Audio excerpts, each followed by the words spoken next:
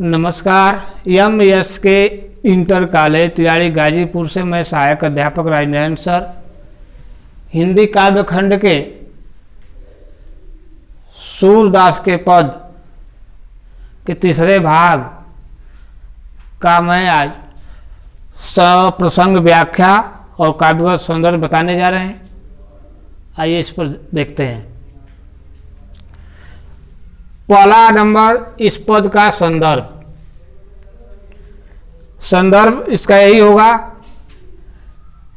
प्रस्तुत पद्यांश पंक्तियाँ हमारी पाठ्य पुस्तक हिंदी काव्य के सूरदास के पद नामक पाठ से लिया गया है।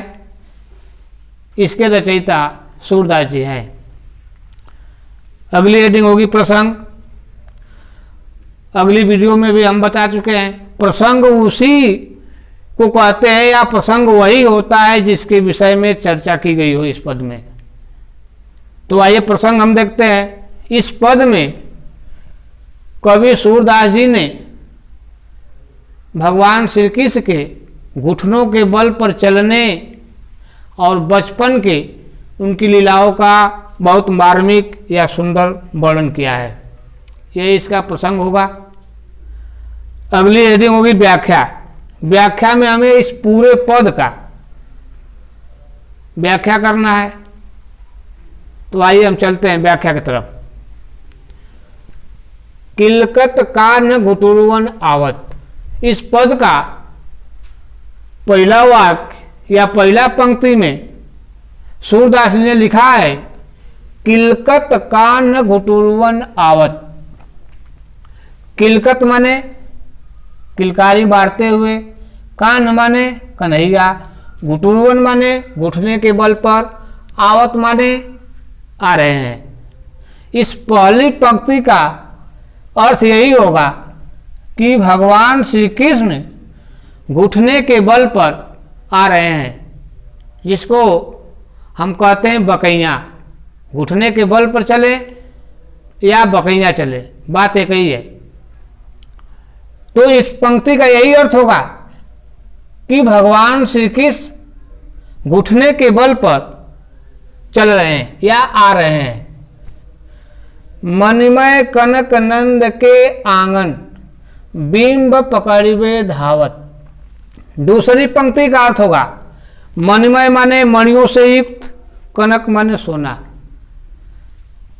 आंगन माने अंगना, बिंब माने छाया या परछाई, पकड़िबे माने पकड़ना, धावत माने दौड़ते हैं। दूसरी पंक्ति में सूरदास जी ने लिखा है, स्पष्ट रूप से लिखा है कि मणियों से युक्त नंद बाबा के आंगन में, मणियों से युक्त नंद बाबा के आंगन में भगवान श्री कृष्ण जो अपनी ही छाया को या अपने ही प्रतिबिंब को पकड़ने के लिए दौड़ रहे हैं।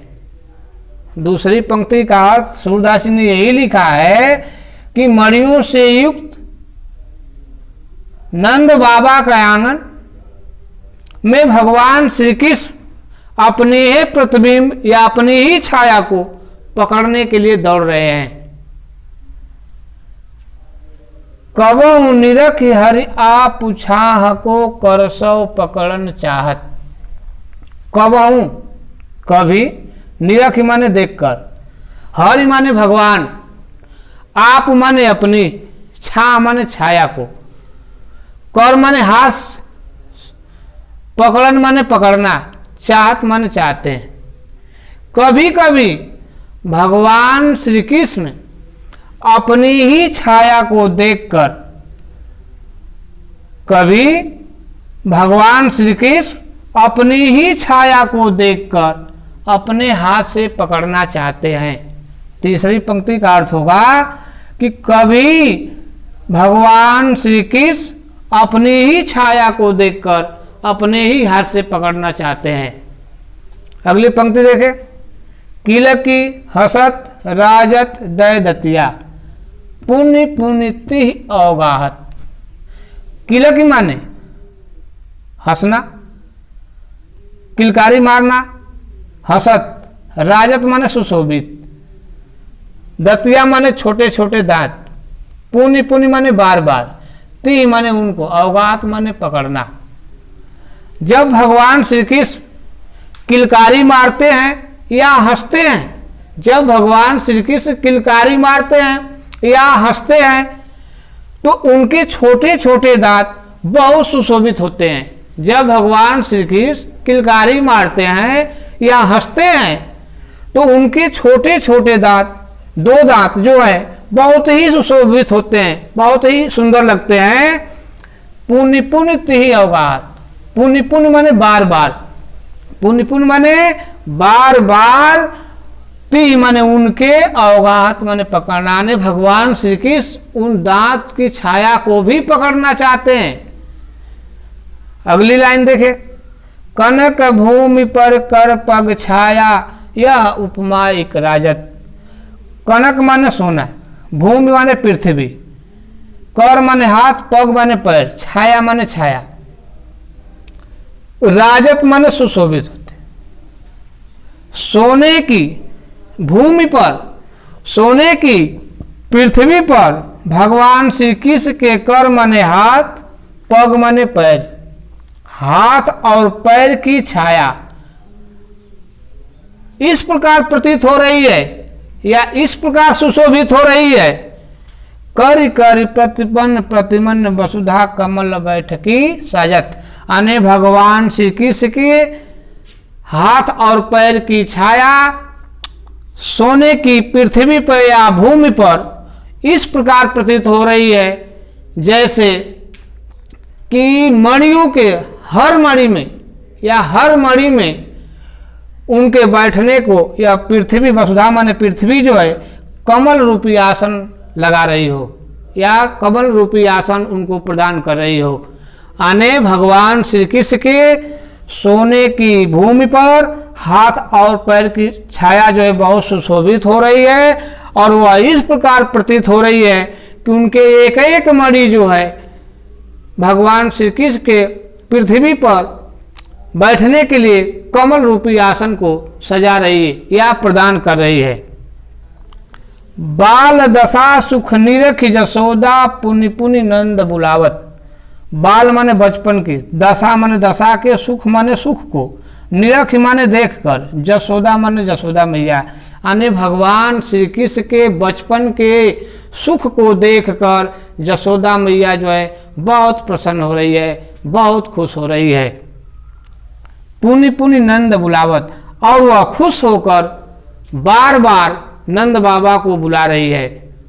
भगवान श्री कृष्ण के बचपन के सुख को जसोदा मैया देखकर बहुत प्रसन्न हो रही है और बार बार नंद बाबा को बुला रही है।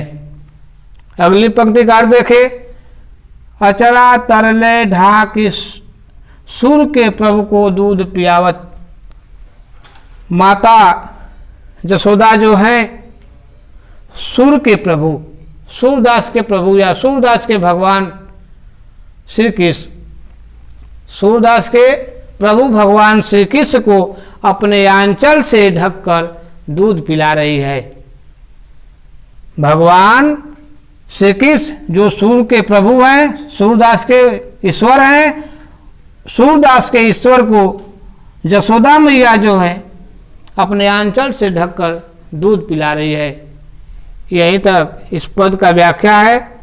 आगे हम इस पद के काव्यगत सौंदर्य बताने जा रहे हैं। आइए देखिए, इस पद में भाषा,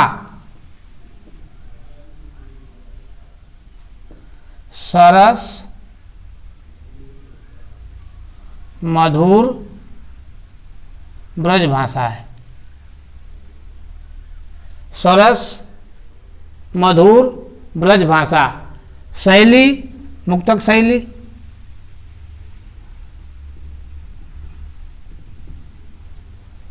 मुक्तक शैली, शैली इसमें मुक्तक शैली होगी। छंद गे पद, छंद गेय पद, रस वात्सल्य होगा, वात्सल्य, और गुण प्रसाद गुण,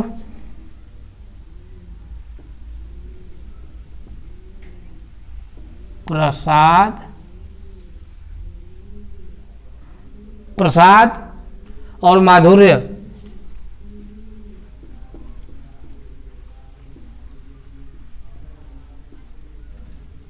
इस पद में भाषा सरस मधुर ब्रज भाषा, शैली मुक्तक शैली, छंद गेय पद, रस वात्सल्य, गुण प्रसाद और माधुर्य।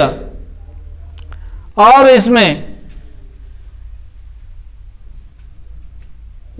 दय दतिया, दय दतिया, किलकत कान, किलकत कान और प्रतिपद प्रतिमन, इन तीन जगह 3 पंक्तियों में किलकत कान, दय दतिया, प्रतिमन, प्रतिपद प्रतिमन में अनुप्रास अलंकार होगा। इन तीनों पंक्तियों में अनुप्रास अलंकार होगा। और कमल बैठकी, कमल बैठकी में रूपक अलंकार होगा। कमल बैठकी में रूपक अलंकार होगा।